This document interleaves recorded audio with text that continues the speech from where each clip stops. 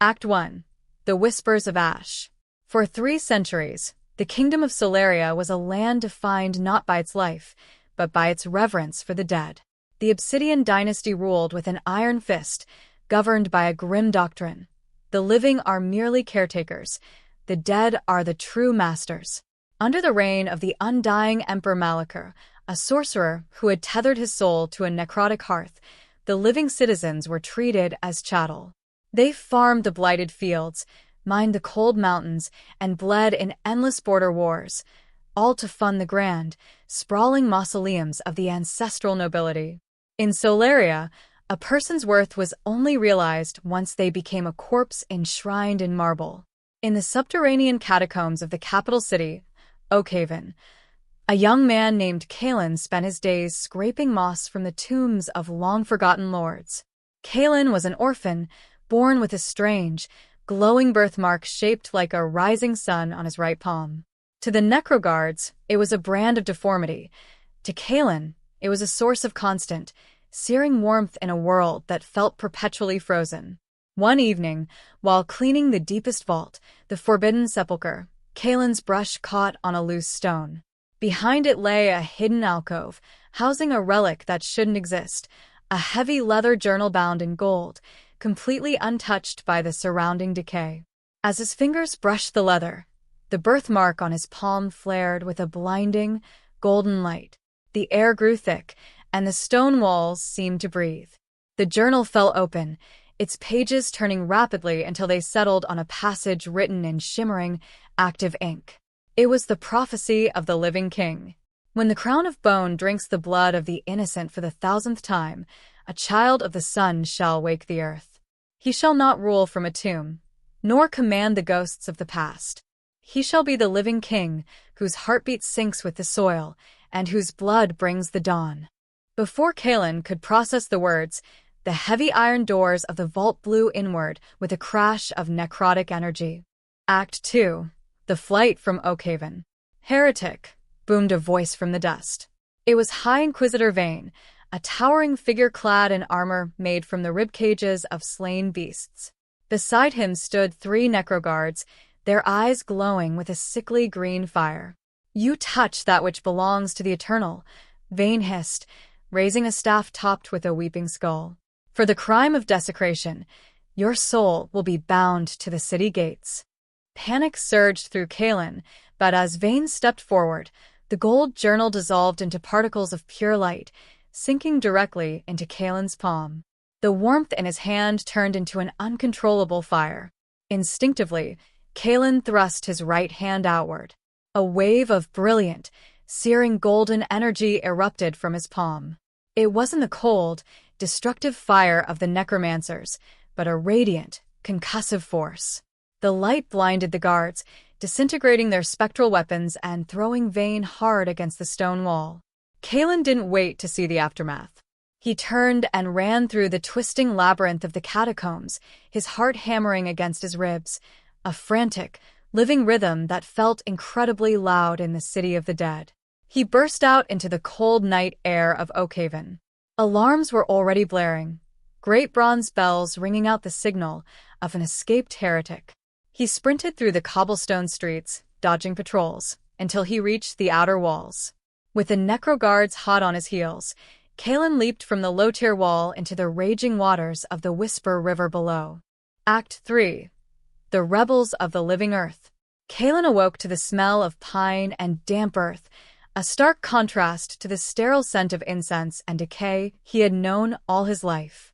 He was lying beside a crackling campfire in a dense, vibrant forest. "Careful, kid.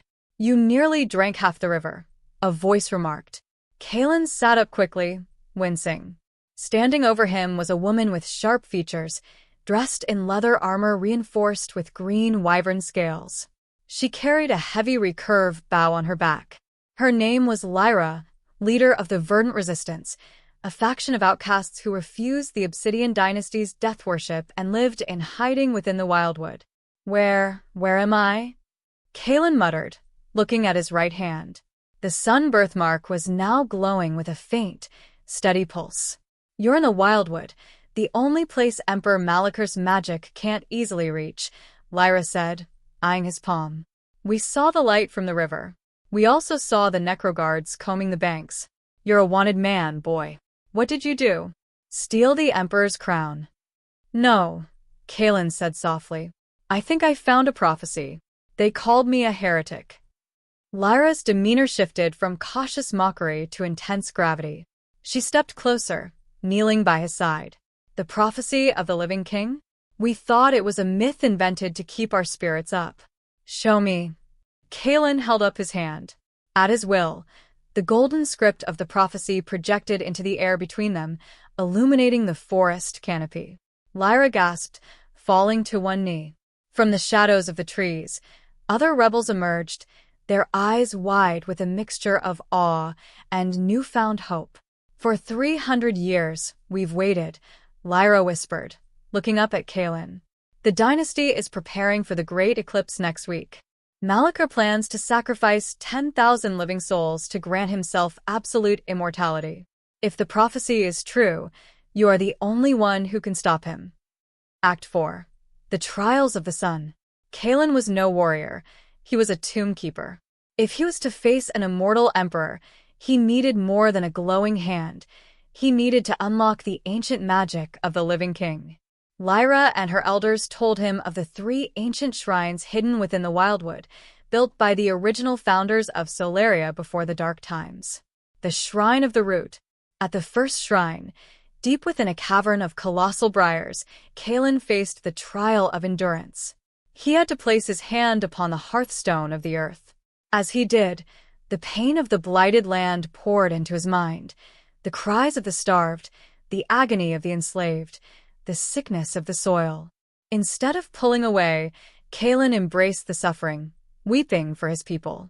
The stone shattered, revealing the amulet of life force, granting him the ability to heal and channel the vitality of nature. The Shrine of the Sky. The second shrine sat atop the jagged peaks of the Gale Spire. Here, Kaelin faced the trial of courage. He had to step off the cliffside into a roaring abyss, trusting in the ancient magic. As he stepped into the air, the wind didn't let him fall. It swirled around him, forming a staircase of solid light. He claimed the bracers of the dawn, giving him command over radiant energy and light. The Shrine of the Heart. The final shrine was within Kaelin himself. In the heart of the wildwood, he faced a phantom manifestation of Emperor Malachor. The phantom mocked his weakness, his orphan lineage, and his fear. You are nothing but dust awaiting a grave, the phantom sneered. But Kaelin looked at his beating heart, felt the warmth in his veins, and realized his true strength. I am alive, Kaelin declared, his voice echoing like thunder. And that is a power you will never understand. With a shout, he unleashed a blast of pure, golden sunlight that obliterated the phantom. In its place floated the sun-forged blade, a sword made of solid, condensed starlight. The living king had fully awakened. Act V. The Battle for the Dawn. The day of the great eclipse arrived. The sky over Oakhaven turned a bruised, sickly purple as the moon began its slow march across the sun. In the grand plaza before the Obsidian citadel, 10,000 citizens stood chained, surrounded by thousands of necroguards and towering abominations stitched together from bone and shadow. Emperor Malachor stood atop his ziggurat, his gaunt face illuminated by the emerald flames of the sacrificial altar. The age of the flesh is over, he cried out to the sky. Let the eternal night begin. Just as Malachor raised his dagger to strike the first victim, a horn blew in the distance. It was not the somber, droning horn of Solaria, but the vibrant, roaring horn of the wildwood. The heavy iron gates of Oakhaven shattered inward, blown apart by a shockwave of golden light. Leading the charge was Kaelin, riding a massive stag made of woven vines and light, with Lyra and the verdant resistance rushing in behind him. For the living king. Lyra shouted, her arrows raining down like shooting stars, igniting the undead guards in white flames. The plaza erupted into chaos. The enslaved citizens, seeing the golden light and hearing the prophecies shouted by the rebels, found their courage.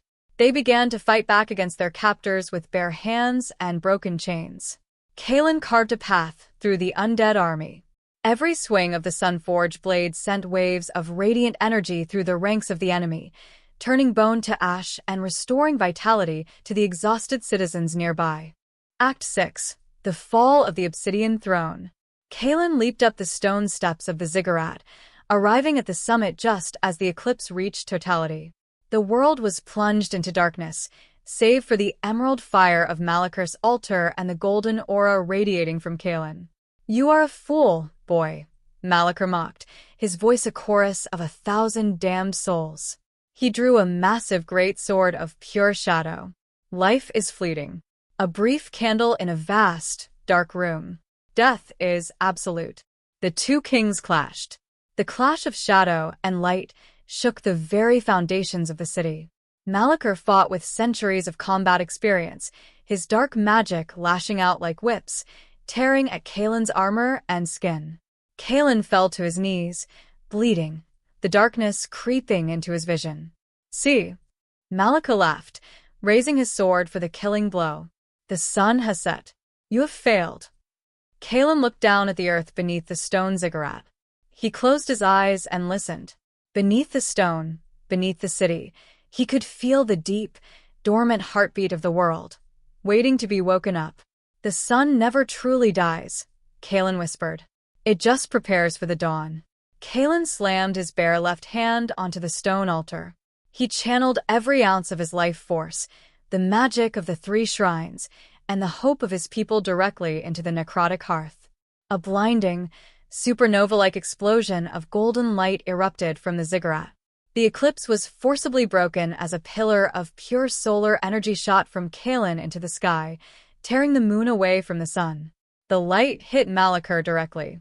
The Emperor screamed as his necrotic flesh was burned away, his shadow sword dissolving into nothingness.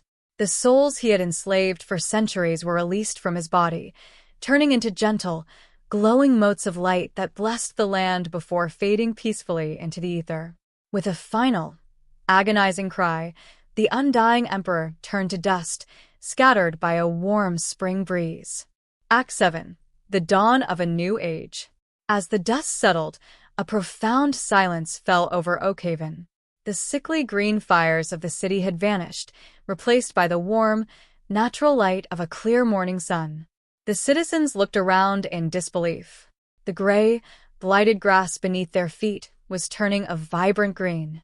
Sproutlings and wildflowers were bursting through the cracks in the cobblestone streets. For the first time in 300 years, the air smelled of sweet earth and blooming life. Kalen stood at the edge of the ziggurat, exhausted but smiling, his sun-forged blade resting by his side. Lyra ascended the steps, followed by the elders and thousands of freed citizens. They looked up at the young man who had saved them. Slowly, one by one, the people began to cheer, a sound of pure, unadulterated joy that the kingdom had forgotten existed. Lyra picked up a simple crown woven from fresh laurel leaves and white roses that had suddenly grown at the base of the altar. She walked up to Kalen and gently placed it upon his head. "The prophecy is fulfilled," Lyra announced, her voice echoing across the plaza. "Long live the living king." Kalen looked out over his new kingdom. There would be no more grand tombs, no more worship of decay, and no more fear of the dark. They would rebuild, they would plant, and they would grow.